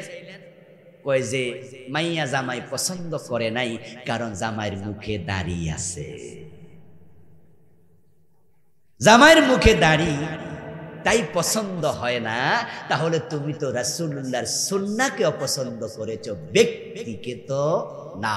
রাসূলের সুন্নাহকে অপছন্দ করলে ঈমান শেষ। অপছন্দ করা আর কাজ না করা এক নয়। দাড়ি কামিয়েছেন, ঈমান যাবে না, এটা গুনাহ। কিন্তু দাড়িওয়ালাকে অপছন্দ করেছেন, ঈমান চলে যাবে, এটা সুন্নাহ। এই যে টুপিটা আমি খুললাম, গুনাহ হয়ে গেছে? মাথায় দিছি, সওয়াব হইল, সুন্নাহ মুস্তাহাব্বা, উত্তম সুন্নাহ। খুলেছি, গুনাহ হয় না। কিন্তু যদি কেউ টুপিকে অপছন্দ করে, টুপিওয়ালা দেখলে তিরস্কার করে, টিটকারি করে, টুপি ভালো লাগে না বলে, ঈমান শেষ। রাসূলের সাব্যস্ত কোন সুন্নাহর সাথে আপনার অপছন্দ জড়িত হতে পারবে না। ঈমানদার থাকলে রাসূলুল্লাহর জীবনের প্রতিটা অংশকে পছন্দ করিতেই হবে। ইসলামের কোন বিধান নিয়ে ঠাট্টা মশকরা করলে ঈমান চলে যাবে। ও দোস্ত, টাকনুর নিচে কাপড় পরার কারণে কলিগরা, ক্লাসমেটরা কয়, কিরে ভাই, কাপড় কেনার সময় টাকা কম ছিল বুঝি পকেটে? টাকনুর নিচে কাপড় পরা এটা ওয়াজিব। ভুল বলেছি, টাকনুর উপরে কাপড় পরা ওয়াজিব, টাকনুর নিচে কাপড় পরা হারাম। قال رسول الله صلى الله عليه وسلم ما اسفل من الكعبين من الازار في النار। নবীজি মুহাম্মদ বলে, যে ব্যক্তি তার ইজারকে, তার কাপড়কে, তার লুঙ্গি, তার প্যান্ট, তার পাজামা টাকনুর নিচে ছেড়ে দিল, সে জাহান্নামে, ফিন্নার। আর যে লোকটা টাকনুর নিচ উপরে কাপড় পরলো, আপনি তাকে তিরস্কার করলেন, কি টাকা কি কম দিছিলা, কাপড় যে কম। ইসলামের কোন বিধান নিয়ে মশকরা করা যাবে না, করলে ঈমান শেষ। 9 নাম্বার, মুসলমানের বিরুদ্ধে যদি যুদ্ধে সহযোগিতা হয় কোন কাফেরকে, ঈমান শেষ। যেমন ফিলিস্তিনে যুদ্ধ চলছে, ইসরায়েল বোমা মারতেছে, যারা ফিলিস্তিনের গত 5-7 মাসে কয়েক লাখ শহীদ হলো, তাদের বাড়িঘরগুলো গুড়াইয়া দিল। বলুন তো, ইসলাম ছাড়া, মুসলিম হওয়া ছাড়া তাদের আর কোনো অপরাধ আছে নাকি? মায়ানমার থেকে যে 10 লাখের উপরে মুসলমান বাংলাদেশে এসে উকিয়া সীমান্তে এখন ভিক্ষুক হয়ে আছে, 10 লাখের উপরে আমাদের রোহিঙ্গা মুসলিম, ওরা মুসলিম হওয়া ছাড়া আর কোনো অপরাধ আছে? এই অবস্থায় যদি আপনি কাফেরদের পক্ষ নেন, ঈমান শেষ, কারণ আপনার অবস্থান সরাসরি ইসলামের বিরুদ্ধে। ইতিমধ্যে আপনারা দেখতে পাচ্ছেন যে ইন্ডিয়ার মমতা ব্যানার্জি পশ্চিমবঙ্গে তিনি জাতিসংঘের কাছে আহ্বান জানাইছে বাংলাদেশে যেন শান্তিরক্ষী মিশনের সদস্য নিয়োগ করে। এদেশের হিন্দুরা নাকি খুব বিপদে আছে, ওদেরকে বাঁচানোর জন্য যেন শান্তি রক্ষা মিশনের লোক জাতিসংঘ প্রেরণ করে বাংলাদেশে। উনার কথার সাথে সুর মিলাইয়া দিল্লির কেন্দ্রীয় সরকার বলল হ্যাঁ এটা হওয়া উচিত, অথচ উনাদের দাবি 100% মিথ্যা।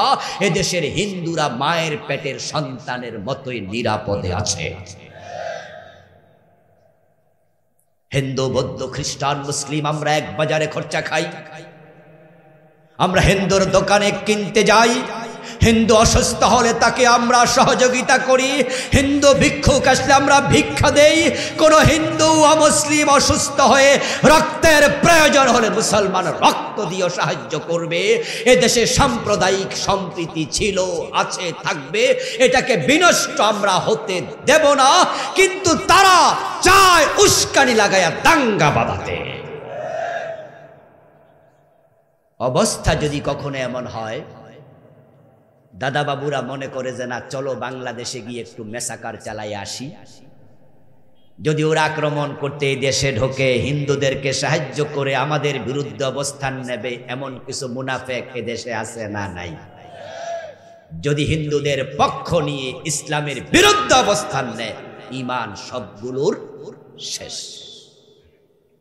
তবে হ্যাঁ, আমরা ভয় পাই না। ওরা এসে আমাদের কি করবে? ওদের দেশ বড়, সৈন্য বেশি, অস্ত্র বেশি, আমাদেরকে মেরে ফেলবে। আরে আমরা তো গজওয়াতুল হিন্দের জন্য অপেক্ষা করছি, আমরা তো শাহাদাতের মৃত্যু খুঁজে বেড়াই। মৃত্যুর ভয় দেখায় লাভ নাই।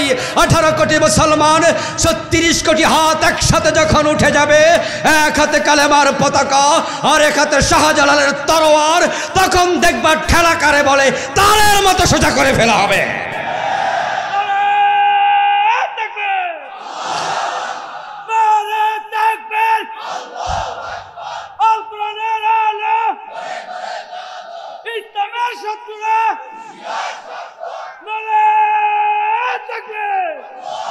আমার ভাইয়েরা, ঈমান যাওয়ার 10 নম্বর কারণ হচ্ছে কোন ব্যক্তিকে শরীয়তের আওতা মুক্ত মনে করা।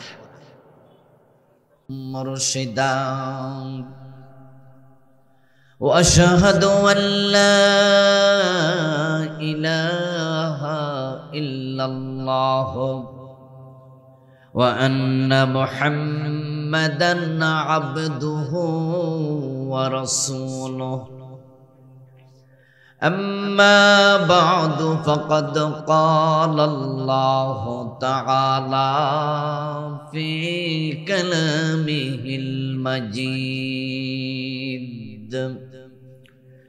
من الشيطان الرجيم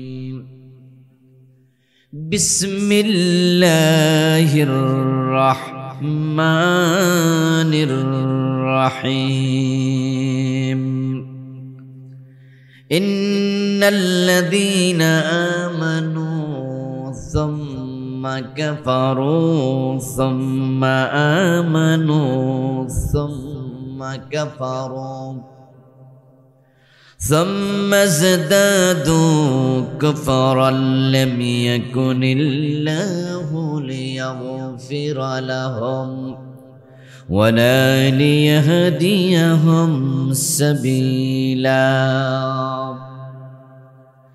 قال النبي صلى الله عليه وسلم تكون بين الساعة فتن كقطع الليل المظلم يصبح فيها الرجل مؤمنا فيمسي كافرا ويمسي مؤمنا فيصبح كافرا ويبيع أقوام دينهم بعرض من الدنيا أو كما قال النبي عليه الصلاة والسلام شكل درود إبراهيم فرون اللهم صل على محمد وعلى آل محمد كما صليت على إبراهيم وعلى آل إبراهيم إنك حميد مجيد اللهم بارك على محمد وعلى آل محمد كما باركت على إبراهيم وعلى آل إبراهيم إنك حميد مجيد اللهم صل وسلم وبارك عليه দুলাল ফোর্স মানুষের জন্য ফাউন্ডেশন কর্তৃক আয়োজিত আজকের এই চতুর্থ বার্ষিক তাফসীরুল কোরআন মাহফিলের মুআজ্জাজ মুকাররম সম্মানিত সভাপতি বাংলাদেশ জামাত ইসলামী শিবপুর উপজেলার সম্মানিত আমির এ গ্রামের কৃতি সন্তান জননেতা জনাব মুস্তাফিজুর রহমান কাউসার সাহেব, সম্মানিত প্রধান অতিথি নরসিংদী মডেল কলেজের সম্মানিত প্রতিষ্ঠাতা বিশিষ্ট শিক্ষাবিদ মহতারাম আলহাজ আহমদ হোসেন ফকির সাহেব, সম্মানিত উদ্বোধক মহতারাম মৌলানা মঞ্জুর হোসেন ফকির সাহেব, জনাব আতাউর রহমান ফকির টিটু সাহেব সহ অন্যান্য সম্মানিত দায়িত্বশীল বৃন্দ, আজকের এই প্রোগ্রামে আমার আগে চমৎকার কথা বললেন আপনাদের এই শিবপুর থানার সম্মানিত ভারপ্রাপ্ত কর্মকর্তা। আমি আপ্লুত হলাম, একজন সরকারি অফিসার, একজন ওসি এভাবে কোরআন হাদিসের রেফারেন্স দিয়ে কথা বলতে আমি আমার জীবনে প্রথম শুনেছি। নিঃসন্দেহে এই শিবপুরের মানুষ সৌভাগ্যবান, একজন এমন আলেম অফিসার পেয়েছেন। আগে তো অনেক অফিসারে ছিল, অধিকাংশই ছিল জালেম,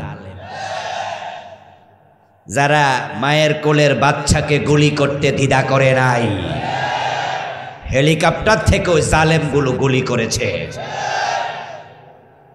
যেটা আমরা জুলাই বিপ্লবে দেখতে পেলাম, কিভাবে যাত্রাবাড়ি থানা থেকে গুলি ছুড়ে 50-এর কম বেশি লোককে রাস্তায় হত্যা করেছে। বাংলাদেশ পুলিশ গর্ববোধ করা দরকার যে তাদের মাঝে সবাই খারাপ না, শিবপুরের ওসির মতো ভালো মানুষও আছে, ঠিক না? আল্লাহ তাআলা আমার এই অফিসার ভাইকে বাংলাদেশের সেরা অফিসারের একজন বানিয়ে দিন। খুবই খুশি হলাম, ভাইয়ের জন্য দোয়া করলাম, ভালো লাগলো খুব। আজকে আমার আগে আলোচনা উপস্থাপন করেছেন ইশার পর থেকে নন্দিত মুফাসসিরে কোরআন মহতারাম মাওলানা নাজমুল ইসলাম পাটোয়ারি সাহেব, মাওলানা আব্দুল মুমিন আইয়ুবপুরি সাহেব সহ অন্যান্য সম্মানিত আলোচক বৃন্দ, শিবপুরের ঐতিহ্যবাহী কোমরাদি ফাজিল মাদ্রাসার সম্মানিত প্রিন্সিপাল মাওলানা আব্দুল জলিল হুজুর সহ উপস্থিত হযরত উলামায়ে কেরাম, ইসলাম প্রিয় তৌহিদি জনতা, পর্দার অন্তরালের সতী সাধবী, সম্মানিতা মা ও বোনেরা, প্রিয় দিনী ভাইয়েরা, আপনারা কেমন আছেন? মাশাআল্লাহ, আলহামদুলিল্লাহ, আমিও ভালো আছি। আর আমরা আলেম ওলামারা 5 তারিখের পর থেকে ভালো আছি। অগাস্টের 5 তারিখের পর থেকে 4 মাস 5-7 দিন সারা বাংলাদেশে কোনো আলেম গ্রেপ্তার হয় নাই, ঠিক না? অথচ আগে প্রতিদিনই কোনো না কোনো জায়গায় আলেম গ্রেপ্তার হতো। আমরা বাংলাদেশের প্রবাদটাকে উল্টিয়ে দিয়েছিলাম গত 15 বছরে। আগে প্রবাদ ছিল চোরের মনে পুলিশ পুলিশ, এটা উল্টায়া দিয়া হুজুরদের মনে ঢুকাই দিছিল। আমরা হুজুররা সারাদিন ভাবতাম আল্লাহ জানে কোন সময় জানি ধরে। মাহফিল আসার পথেও অ্যারেস্ট হতে পারে, যাওয়ার পথেও হতে পারে। মাহফিল চলাকালে মঞ্চে আলেমকে বেজ্জতি করেছে এমন ঘটনাও আমরা দেখেছি। হুজুর ওয়াজ করেছে, মুনাজাত করতে পর্যন্ত দেয়নি, মাইক কেড়ে নিয়ে গেছে। একটি দুঃসময় আমরা পার করেছি 15.5 বছর। আমিও এই থানা শিবপুরে আসতে পারিনি, অনেক দিন হয়ে গেল, প্রায় 1 যুগ হতে চলছে, আমাকেও আসতে দেয়নি। কোরআনের মাহফিলগুলো সারা দেশে বন্ধ করেছে অসংখ্য জায়গায়, এবং রাষ্ট্রীয় সার্কুলার করেছে তারা, প্রশাসনের অনুমতি ছাড়া কোনো মাহফিল করা যাবে না। আজীব তো, কোরআনের মাহফিলে যদি 92% বাংলাদেশে অনুমতি নিতে হয়, তাহলে ইন্ডিয়ার অবস্থা কি হবে? ও দেশের মুসলমানরা তো কোরআনের কথা বলতেই পারবে না। কোরআনের কথা বলতে মানুষের অনুমতি কেন নিতে হবে? এই জমিনের মালিক কি মানুষ না আল্লাহ? কোরআন কার কালাম? তো আল্লাহর কালাম বলতে আল্লাহর জমিনে তাদের অনুমতি কেন নিতে হবে? প্রশাসনের কাঁধে বন্দুক রেখে একদল লোক ইন্ডিয়ার প্রেসক্রিপশন ফলো করে এদেশের ইসলামকে হত্যা করতে চেয়েছিল। আল্লামা সাইদি রাহেমাহুল্লাহ, আল্লামা জুনায়েদ বাবু নগরী রাহেমাহুল্লাহ, মাওলানা মামুনুল হক সাহেব সহ এদেশের ইসলামপন্থী বড় বড় আলেম, ছোট আলেম, বড় আলেম, কৌমি, আলিয়া, ইসলামওয়ালায় মানুষগুলোকে তারা এমন জুলম করেছে। আল্লামা সাইদিকে তো 13 বছর জেল খাটিয়ে শেষ পর্যন্ত বিষ প্রয়োগে হত্যা করেছে। ওনার মৃত্যুটা স্বাভাবিক মৃত্যু ছিল না, পরিকল্পিতভাবে কাশিমপুর জেলখানা থেকে ওনাকে চিকিৎসার নাম করে হাসপাতালে নিয়ে পয়জনিং করে হত্যা করা হয়েছে। ওনার সন্তানরা ইতিমধ্যে দাবি করেছেন, শামীম সাইদি ভাই ফেসবুকে লিখেছেন, ভিডিও দিয়েছেন, ওনার হত্যার দিন সেখানে উপস্থিত আমিও ছিলাম। সকালবেলায় হুজুরকে যখন হাসপাতালে আনা হয়, তখনই উনার 4 নাম্বার ছেলে নাসিম সাইদি ভাই উনি হাসপাতালে ছুটে গিয়েছেন। কারণ শামীম সাইদি ছিলেন আমেরিকায়, মাসুদ ভাই ছিলেন দেশে আপনার ঢাকার বাহিরে। 4 নাম্বার যিনি, প্রথম তো বুলবুল ভাই মারাই গেলেন, 4 নাম্বার জন হাসপাতালে গেলেন, কিন্তু মৃত্যুর আগ পর্যন্ত তাকে তার বাবার সাথে দেখা করতে দেয় নাই। কারণ হতে পারে সন্তান তো বাবার কাছে গেলে জিজ্ঞাসা করবেন যে বাবা আপনার সমস্যা কি, হাসপাতালে কেন আনছে? তখন তো থলের বিড়াল বেরিয়ে যাবে। হুজুর তো বলবেন যে না আমি তো সুস্থ, আমারও তো হয়তো অন্য কিছু বলে এনেছে, হয়তো বলেছে হুজুর আপনার বডিটা একটু চেক আপ করি চলেন তো। হুজুর ভাবলেন যে জেলখানায় সারাক্ষণ থাকা তো এমন কষ্ট, বডি চেক আপ যদি হয় হলো, আর একটু গাড়িতে করে গেলাম আসলাম, 2-4 ঘন্টা একটু হাসপাতালে ঘুরলাম। একজন কয়েদির কাছে বাহিরে থাকাটা এটা খুবই প্রিয় হয়, খুবই আশার জিনিস হয়, বাহিরে আসলে ভালো লাগে। হুজুর হয়তো তাই এসেছিলেন, কিন্তু তারা হুজুরকে হত্যা করবে তাদেরই পরিকল্পনায় ছিল, তাই তারা নাসিম ভাইকে দেখা পর্যন্ত করতে দেয়নি। আল্লামা জুনাইদ বাবু নগরী রাহেমাহুল্লাহর মতো বয়োবৃদ্ধ হেফাজত ইসলামের মহাসচিব, হাটহাজারী মাদ্রাসার অত্যন্ত মোস্ট সিনিয়র মুহাদ্দিসকে তারা রিমান্ডের নামে 2টি হাঁটু পিটিয়ে অচল করে দিয়েছে। দুঃসময় পার করেছি আমরা, আল্লাহ শুকরিয়া। 5 তারিখের পর থেকে আমরা ভালো আছি। এখন আমরা মাথা উঁচু করে কথা বলি, আর আল্লাহ তাদের মাথাকে নিচু করে দিয়েছেন। এখন তারা পরিচয়হীনতায় ভুগছে, আত্মপরিচয় দিতে পারে না, মাথা নিচু করে থাকা লাগে। ওদের দোসররা আপনাদের এলাকায় আছে, ওদের কর্মীরা আছে, কিন্তু পরিচয় দেওয়ার মতো সাহস নাই।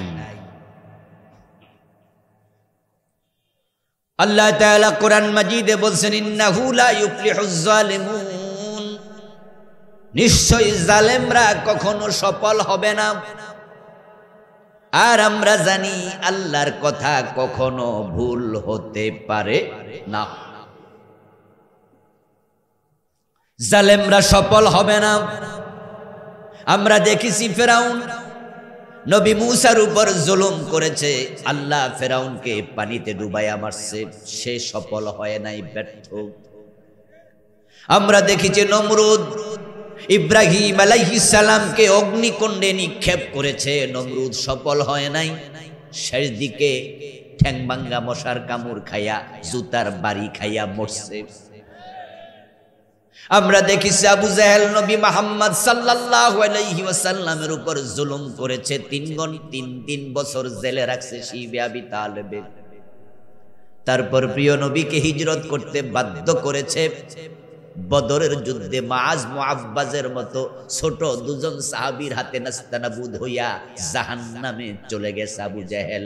ব্যর্থ হয়েছে আবু জাহেল, সফল হয় নাই, কারণ সে ছিল জালেম। ফেরাউন ব্যর্থ হয়েছে, সফল হয় নাই, সেও ছিল জালেম। নমরুদ ব্যর্থ হয়েছে, সফল হয় নাই, নমরুদও ছিল জালেম।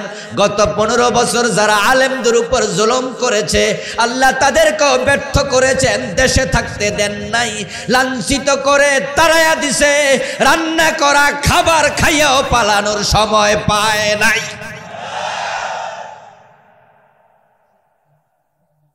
জালেম কখনো সফল হয় না। আর মাজলুমের সাথে আছেন আল্লাহ নিজে। এজন্য আলহামদুলিল্লাহ দীর্ঘ 15.5 বছর পরে এখন মাজলুমরা তারা আত্মপরিচয় দেয়, বুক ফুলাইয়া কথা বলে, মাথা উঁচু করে হাঁটছে। আজকের এই মাহফিলও এই মাজলুমদের বিজয়ের অংশ। এই মাহফিলে আমি লাস্ট এসেছিলাম, যেটা আমাদের দায়িত্বশীল ভাই বললেন যে মানুষের জন্য এই সংঘের পক্ষ থেকে আমাকে এনেছিলেন। আর অনেক দিন পরে আমি আজকে আবার আসলাম। আলহামদুলিল্লাহ। তোমরা আমাদেরকে বলো আমরা নাকি পাকিস্তানপন্থী। কথা পাইলে, চান্স পাইলে হুজুররা তো পাকিস্তানের দালাল। আমরা কিন্তু 15 বছরে পাকিস্তান পলাই নাই, তোমরা ইন্ডিয়া পলাইয়া প্রমাণ করেছো তোমরা ইন্ডিয়ার দালাল। ওখানে গিয়ে প্রমাণ করে দিয়েছো। আমরা তো পাকিস্তান পলাইয়া যাই নাই, আমরা এদেশে ছিলাম, এদেশে আমরা আছি, লড়াই করে হলো এই দেশেই আমরা থাকবো ইনশাআল্লাহ। যে আল্লাহ তাআলা আমাদেরকে অবারিত সুযোগ দিলেন, এখন আমরা নির্বিঘ্নে কোরআনের কথা বলি। কোরআনের কথা বলতে এখন কারো অনুমতি আর লাগে না। যে আল্লাহ তাআলা আমাদেরকে সুযোগ দিলেন, আসুন আমরা শুরুতে সে আল্লাহ তাআলাকে শুকরিয়া জানাই, কৃতজ্ঞতা জানাই, সবাই মিলে একবার কালিমাতুশ শুকর পড়ি, আলহামদুলিল্লাহ। প্রিয় দিনী ভাইয়েরা, আমি আপনাদের সম্মুখে পবিত্র কোরআন মাজিদ থেকে সূরাতুন নিসায়ের 137 নম্বর আয়াতে কারিমা তিলাওয়াত করেছি। প্রিয় নবীজি সাল্লাল্লাহু আলাইহি ওয়াসাল্লামের পবিত্র মুখ অনুসৃত একখানা ছোট্ট হাদিসে নববী পাঠ করেছি। আল্লাহ তাআলা তৌফিক দিলে এখান থেকে কিছু কথা বলবো ইনশাআল্লাহ। আল্লাহ তাআলা বলছেন ইন্নাল্লাযীনা আমানু, নিশ্চয়ই যারা ঈমান এনেছে, সুম্মা কাফারু, তারপরে কাফের হয়ে গেছে, সুম্মা আমানু, তারপর আবার ঈমান এনেছে, সুম্মা কাফারু, তারপরে আবার কাফের হয়ে গেছে, সুম্মা ইজদাদু কুফরা, তারপরে কুফরিতে সীমালঙ্ঘন করেছে আর ঈমান আনে নাই, কুফরি অবস্থায় মরে গেছে।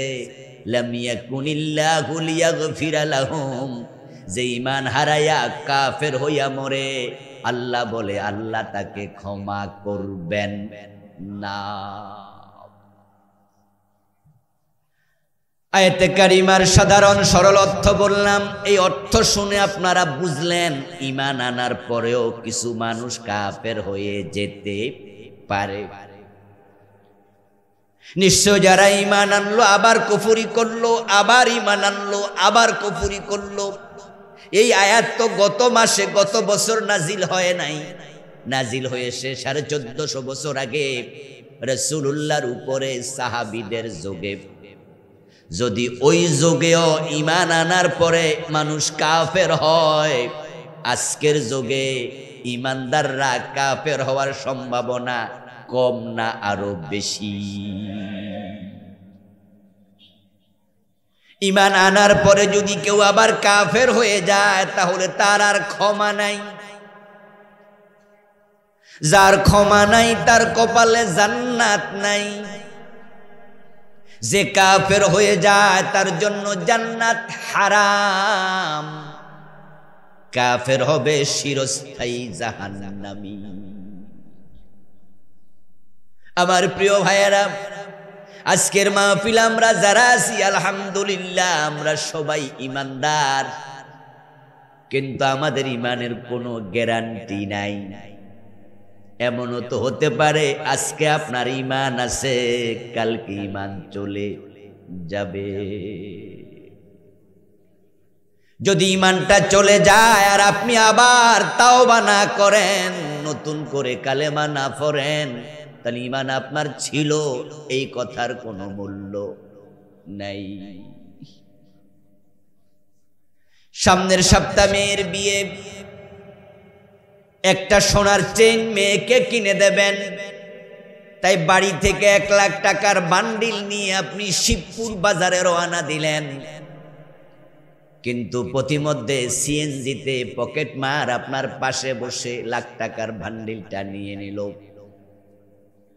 আপনি সোনার দোকানে ঢুকলেন, ঢোকার পরে এবার স্বর্ণকারকে চেইন দিতে বললেন, তিনি চেইন দিল। দাম ঠিক হলো 90,000 টাকা, 95,000 টাকা। এবার পকেটে হাত দিয়া দেখেন যে টাকা তো নাই। বলুন তো স্বর্ণকার আপনাকে চেইন দিবে নাকি? আপনাকে উনি বলবে টাকা দেন, আপনি বললেন যে টাকা তো ছিল, আর উনি বলবে ছিল শব্দ কইয়া লাভ নাই, এখন আসেনি হেডা কোন ছিল শব্দ নয়, আছে কি বলুন।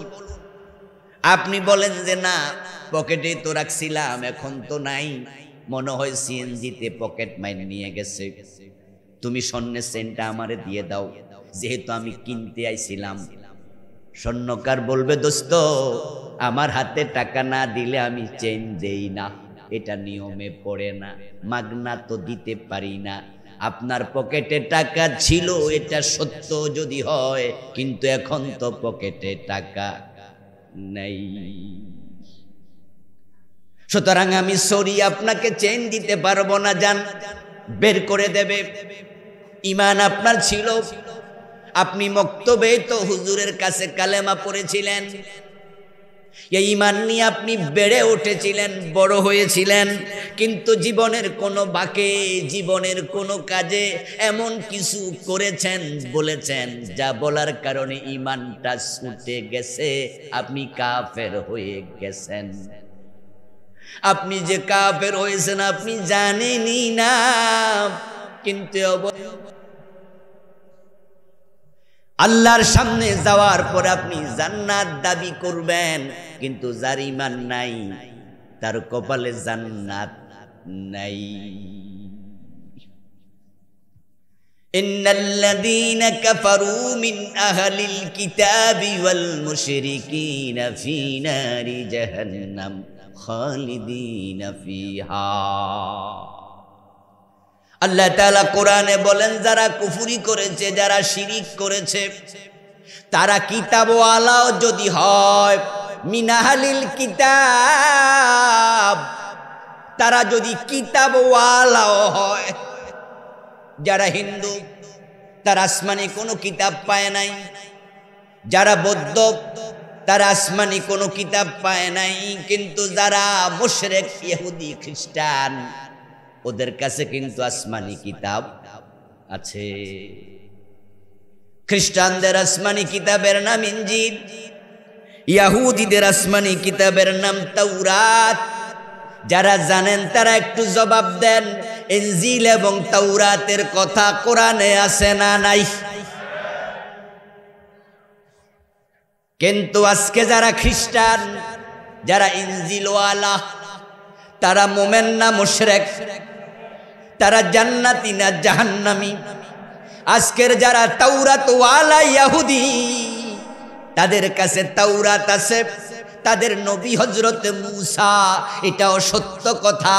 কিন্তু আজকের ইহুদিগুলা মোমেন না মুশরিক, তারা জান্নাতি না জাহান্নামী। যারা কিতাব পাইয়াও শিরিক করে, তারাই যদি জাহান্নামী হয়, তাহলে হিন্দু বৌদ্ধ তাদের খবর কি?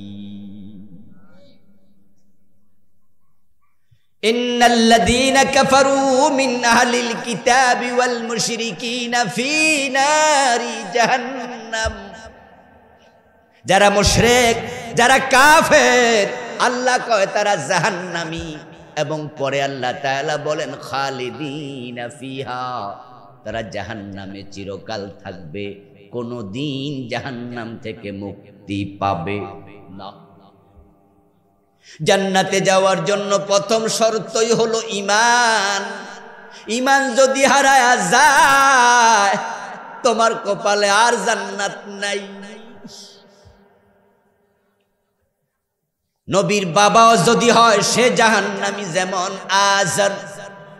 নবী ইব্রাহিমের বাবা ঈমান নাই, জাহান্নামী। নবীর সন্তান কেনান, হযরত নূহ আলাইহিস সালামের ছেলে কেনান, জাহান্নামী, কারণ তার ঈমান নাই। হযরত লূত আলাইহিস সালামের স্ত্রী হবে জাহান্নামী, কারণ লূত নবীর বউর ঈমান নাই। রাসূলুল্লাহ সাল্লাল্লাহু আলাইহি ওয়াসাল্লামের আপন চাচা আবু তালেব জাহান্নামী, আবু তালেবের ঈমান নাই। এখন আমার সামনে আপনারা যারা আছেন, আল্লাহ না করুক যদি আপনারও ঈমান না থাকে, আপনি কে? নবীর বাবাই তো জান্নাত পায় না, নবীর ছেলে তো পায় না, আর আমরা কে? আল্লাহর নবী ছাড়া কারো ঈমানের নিরাপত্তা নাই। নবী ছাড়া কেউ মাসুম নয়। নবী ছাড়া যেই কোনো মানুষের ঈমান চলে যেতে, যেই কোনো লোকের। সাবধান সাবধান মুসলমান। এখন কোন কোন কারণে ঈমান চলে যায়, সেটাই হলো আজকের আলোচ্য বিষয়। এ নিয়ে আমি বই লিখেছি। বইয়ের নাম দিয়েছি ঈমান, কুফর ও নিফাক। আমার লেখা মোট 8টি বই আছে, আলহামদুলিল্লাহ। এই বইটা আমি তুলে ধরেছি 10 কারণে ঈমান ভেঙে যায়, 10 কারণে ঈমান চলে যায়। ছোটবেলায় মক্তবে পড়েছেন অজুর কোন কোন কারণে ভাঙ্গে, অজু ভাঙ্গার কারণ শিখেছেন, রোজা ভাঙ্গার কারণ শিখেছেন, নামাজ ভঙ্গের কারণ শিখেছেন। কিন্তু দোস্ত, ঈমান যে ভেঙ্গে যায়, কোন কোন কারণে ভাঙ্গে, এটা বাংলাদেশের অনেক লোক জানেই না। মসজিদে রওনা দিছেন অজু করে, নামাজ পড়বেন তাই, কিন্তু মসজিদে ঢোকার আগে অথবা ঢোকার পরে বারান্দায় পা দেওয়ার পরে একটা কাশ দিলেন, পেট ভালো না, গ্যাস্ট্রিকের প্রবলেম, পিছনের দরজা দিয়া কাশের সাথে একটু হাওয়া বের হয়ে গেছে। এখন বলুন তো অজুটা আছে না গেছে? এই অবস্থায় নামাজ পড়বেন না নতুন অজু করবেন? কারণ যদি আপনি নতুন করে অজু না করেন, ভাঙ্গা অজু দিয়া নামাজ হবে না। আপনি নামাজের মাঝেও দাঁড়াইয়া গেছেন, এর মাঝে নামাজে এমন কাম করছেন যেই কামে অজু ভেঙে যায়। যেমন নামাজের মাঝে জোরে হাসলে অজু ভেঙে যায়, নামাজের মাঝে কথা বললে অজু ভেঙে যায়, নামাজের মাঝে খাবার দাবার খেলে অজু ভেঙে যায়। এখন নামাজের মাঝে এমন কাজ করলেন, নামাজ চলাকালে পেট থেকে হাওয়া বের হলো, এত তো অজু ভেঙে যায়। যদি নামাজ চলাকালে আমাদের কারো হাওয়া বের হয়, আমরা কি নামাজ চালাই নাকি নতুন অজু করতে চলে যাই? দুনিয়ার কেউ তো জানলো না আপনার যে অজু ভাঙছে। আপনি গোপনে গোপনে নামাজ শেষ কইরা লান, কেউ বুঝবে না। কিন্তু না না, আমরা সবাই বুঝি অজু নাই, আল্লাহ তো জানে। ওই আল্লাহর ভয়ে আমরা নতুন করে ওযু করে আবার নামাজ পড়ি। যদি আমি ইমামও হই, একজন মুসল্লির ওযু ভাঙছে, দুনিয়ার কেউ জানলো না, শরমের কিছু নাই, সে হয়তো বসে থাকবে অথবা দাঁড়ায়া থাকবে, পিছনের লোক কম আছে, নাক চেপে ধরে চলে যাও। কিন্তু বিশাল বড় জামাত, এত মানুষকে ধাক্কায়া যাওয়া যাবে না। এখন নামাজ চলাকাল ওযু ভেঙে গেল, তখন আমরা বলি আপনি দাঁড়ায়া থাকেন অথবা আপনি বসে যান। কিন্তু বিনা ওযুতে নামাজ কন্টিনিউ করা যাবে না। এখন আপনি বসে গেলেন, দাঁড়ায় থাকলেন, কেউ জানলো না। কিন্তু ইমাম সাহেব যদি ওযু ভাঙে আর ইমাম নামাজের মাঝখানে কয় আমার ওযু নাই, পাবলিক হাসাহাসি করবে, অনেকে বাড়ি যাইয়া বউয়ের সাথে গল্প, এই খবর ঘরে পর্যন্ত পৌঁছে যাবে। বাড়ি যায় কবে আজকে হুজুরে যে কাম করছে। এখন হুজুর মনে মনে ভাবে যদি আমি এখন নামাজ ছেড়ে দেই, পাবলিকরে জানাই যে আমার ওযু শেষ, তা নিয়ে সমালোচনা হবে, বাড়িতে পর্যন্ত মেসেজ যাবে, মহিলারা পর্যন্ত হাসাহাসি করবে, আমার ওযু ভাঙছে কেউ তো জানে না, নামাজ চালায়া দেই, এমন কাজ কোনো ইমাম করবে না। কারণ তারা জানে কেউ না জানুক, জানে কে।